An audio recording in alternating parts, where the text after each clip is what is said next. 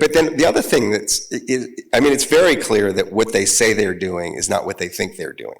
Like, if you actually are going in to eliminate fraud, you don't fire the inspector general, right? That's the right. You just don't do that. And that's what you do if you want to introduce fraud. That right? Because that's the person who's going to tell Congress that something bad just happened. So you get rid of the cops because you want to do something bad, not because you want to stop bad things from happening. You don't reduce transparency. You don't take data down from websites. You don't not tell people what you're doing or why you're doing it. You don't fire people and then realize you shouldn't have fired them only to rehire them if what you're after is efficiency. You don't, correct me if I'm wrong. You've run large organizations, kind of, right? You've had staff. I've never had anybody work for me. So I don't know how to manage people, but I just casually observing American industry, I don't know a lot of examples of people, CEOs, who have successfully walked into large corporations and started by vilifying all the employees and telling them they're awful and traumatizing them, and saying that's a good way to manage a business. In fact, I know of one example of that. It's Twitter. And I also know people who invested alongside Elon Musk, and their marks are 60% below where they paid. He's destroyed more than half the value of the company.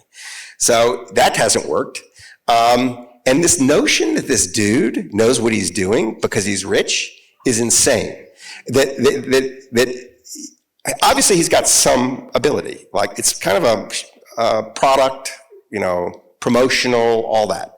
But it's not clear he's knows much about science, really. He's not a scientist. It's not clear he knows how to really manage a large organization. People do that for him. He's been the beneficiary of government largesse. The Tesla doesn't get off the ground without a giant loan from the department, or loan guarantee from the Department of Energy. So he's a hypocrite. And we have this notion now in the land that these guys who've got $100 billion must be smarter than the rest of us. I tell you, I know some of them. They aren't. They really aren't. And there's this other thing. Having that much money makes you stupider, because all you hear is what you want to hear. Nothing gets in anymore. When you're in that position, you get just praise, basically. So it's kind of a funny idea. Like, you're a really good magazine editor. It would never occur to me to say that, that means you'll be really good at running the federal government. I don't know, Elon Musk is good at something, but why should he be good at running the federal government? He's never shown any interest in it, really, except to take some money from it.